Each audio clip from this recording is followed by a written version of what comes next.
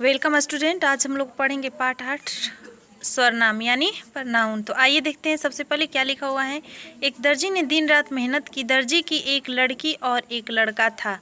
दर्जी ने अपने बच्चों को खूब पढ़ाया लिखाया। दर्जी की लड़की एक होनहार डॉक्टर बनी और दर्जी का लड़का सफल इंजीनियर। इस गद्यांश को पढ़ने के बाद हमने पाया कि व्याकरण की दृष्टि से तो ये सभी वाक्य सही है, परंतु बार बार दर्जी शब्द का प्रयोग भाषा के प्रवाह में बाधा बन रहा है। अतः इसे इस प्रकार कहा जाए तो यह सहज ग्राह्य होगा।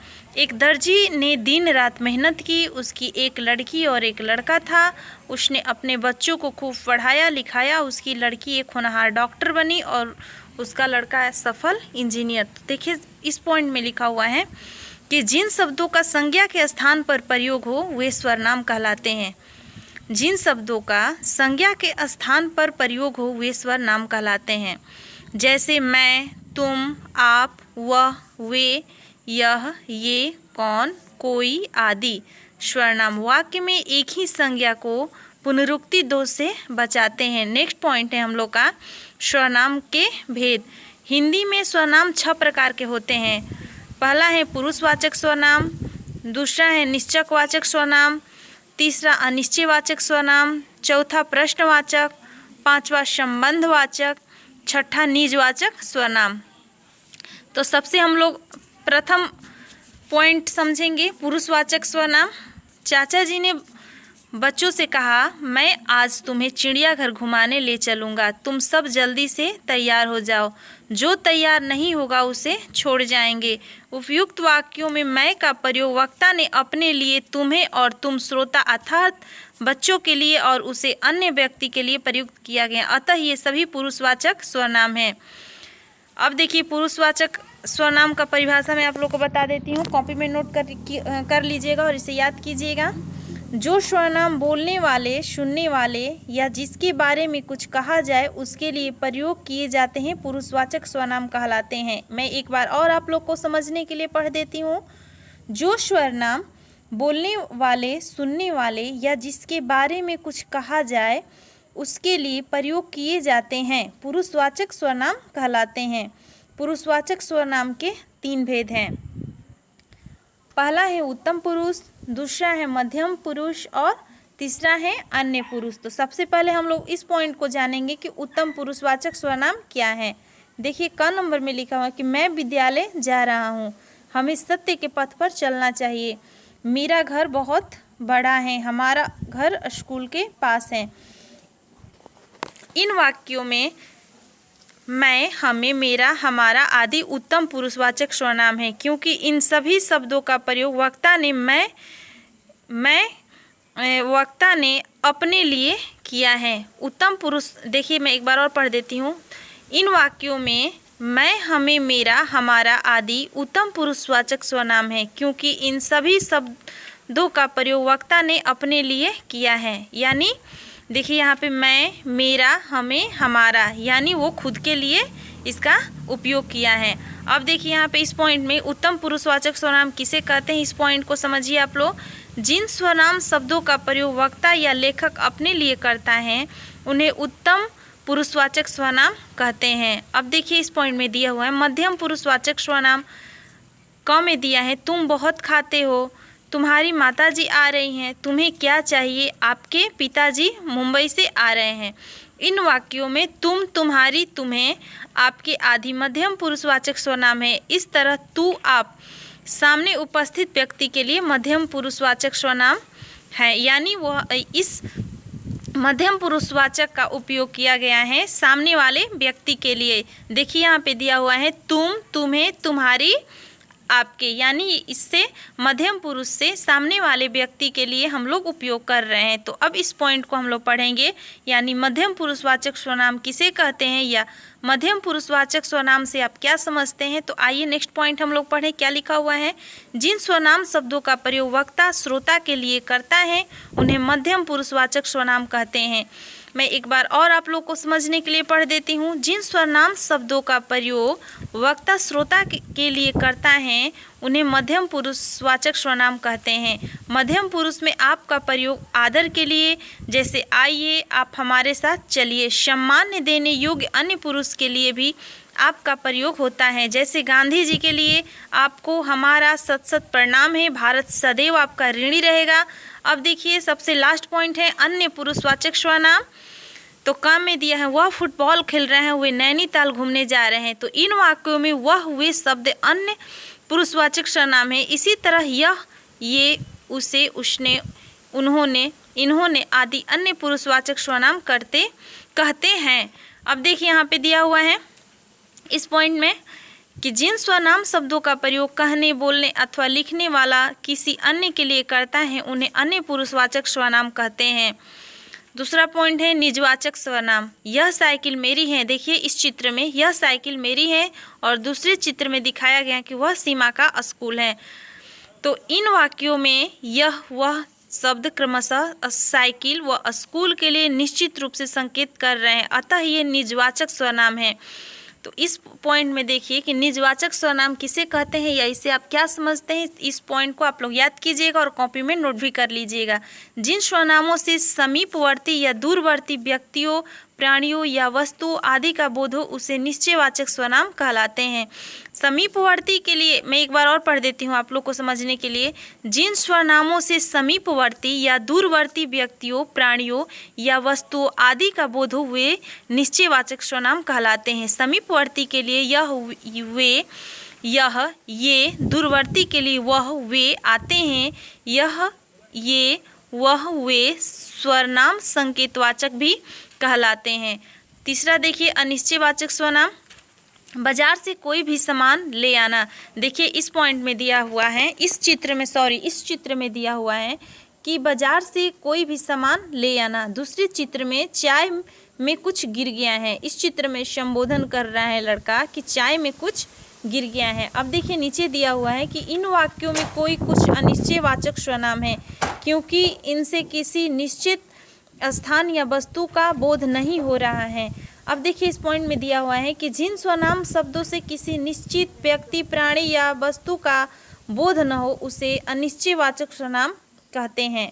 अनिश्चय की स्थिति में कोई स्वनाम प्राणी के लिए व कुछ स्वनाम वस्तु के लिए आता है, जैसे कोई दरवाजा खटखटा रहा है, कोई प्राणी व्यक्ति के लिए, दाल में कुछ पड़ा है कुछ वस्तु के लिए।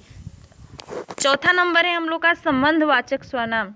तो इस चित्र में देखिए जैसी सास है वैसी ही बहू है। दूसरे चित्र में लिखा हुआ है जो पढ़ेगा वो पास होगा। तो हम नीचे पढ़ते हैं क्या लिखा हुआ है, जैसी वैसी, जिसने उसे, जो वो, जैसा वैसा, यह वही, जो जिसने जिसे, वही, जितना उतना संबंधवाचक स्वनाम है।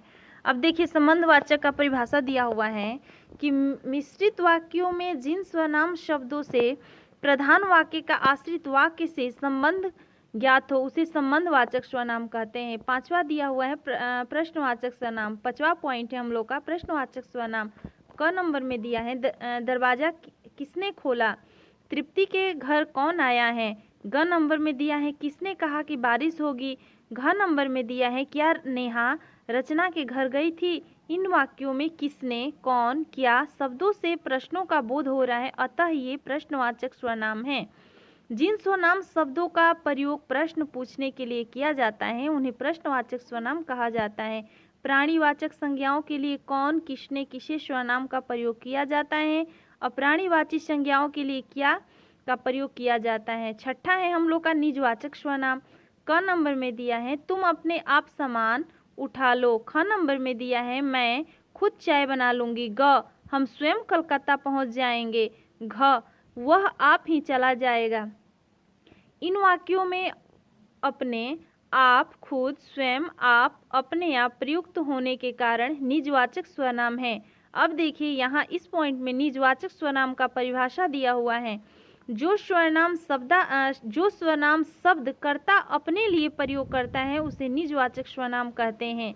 मैं एक बार और पढ़ देती हूँ आप लोग को समझने के लिए कि जो स्वनाम शब्द कर्ता अपने लिए प्रयोग करता है उसे निजवाचक स्वनाम कहते हैं। आप स्वनाम के प्रयोग विभिन्न रूपों में निजवाचक स्वनाम, स्वयं के लिए प्रयुक्त होने वाले स्वनाम, जैसे क में दिया है मैं अपना बोझ आप स्वयं उठाता हूँ, आप गाड़ी मत भेजिए, मैं आप स्वयं आ जाऊँगा। आपका प्रयोग आदर के रूप में हुआ है, यानी आदर्थक रूप में। आपका शुभ नाम क्या है? आदर्थक मध्यम पुरुष के रूप में। पुरुष वचन तथा कारकों के अनुसार स्वनामों का भी रूपांतर हो जाता है। अन्य पुरुष का बहुवचन रूप स्वनाम उन्होंने आदर्थक होने पर एक ही व्यक्ति के लिए प्रयुक्त होता है। जैसे क नंबर में दिया है प्रेमचंद्र जी हिंदी के महान उपन्यासकार थे, उन्होंने गोदान की रचना की। यहाँ उन्होंने शब्द आदर सूचक होने के कारण बहुवचन होने पर भी एक ही व्यक्ति के लिए प्रयुक्त हुआ है।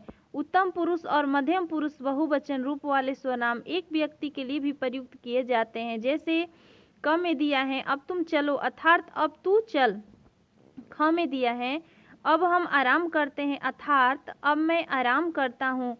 महिलाओं के प्रति सम्मान दर्शाने हेतु श्रीमती जी, देवी जी आदि शब्दों का प्रयोग किया जाता है। क में दिया है श्रीमती जी आप इस सोफे पर बैठिए। ख में दिया है देवी जी आप आज्ञा तो करिए। तो अब देखिए इस पॉइंट में दिया हुआ है कि कोई शब्द अनिश्चयवाचक स्वनाम है, किंतु निषेधात्मक वाक्य में कोई का अर्थ सब भी हो सकता है। इस लाइन को मैं एक बार और पढ़ देती हूँ, आप लोग समझिएगा। कोई शब्द अनिश्चयवाचक स्वनाम है, कोई शब्द अनिश्चयवाचक स्वनाम है, किंतु निषेधात्मक वाक्य में कोई का अर्थ सब भी हो सकता है। यथा अधिक बोलने वाला कभी विद्वान नहीं कहलाता। दूसरे पॉइंट में दिया है कुछ शब्द का प्रयोग कभी बल देने के लिए तो कभी भिन्नता दर्शाने के लिए किया जाता है। यथा क में दिया है साहिल ने कुछ न कुछ अवश्य खा लिया होगा, यानी देखिए ब्रैकेट में दिया है बल। ख में दिया है यानी बल से उसने साहिल ने कुछ न कुछ खा लिया होगा। अब देखिए यहाँ ब्रैकेट में लिखा हुआ है बल। ख में दिया है उसने कुछ का कुछ समझ लिया, भिन्नता। अब देखिए इस पॉइंट में दिया हुआ है कभी कभी दो वाक्यों को जोड़ने के लिए भी इसका प्रयोग किया जाता है। कुछ देर तुम खेलो कुछ देर हम खेलें। अब इस पॉइंट में दिया हुआ है क्या स्वरनाम का प्रयोग कभी कभी विस्मयादि बोधक के समान होता है, क्या वह चला गया। इस पॉइंट में दिया हुआ है नेक्स्ट पॉइंट, यानी पुरुषवाचक अनिश्चयवाचक तथा निजवाचक सर्वनामों में बल देने के लिए ही या बड़ी ई जोड़ा जाता है। जैसे मैं ही, तू ही, यही, वही आदि।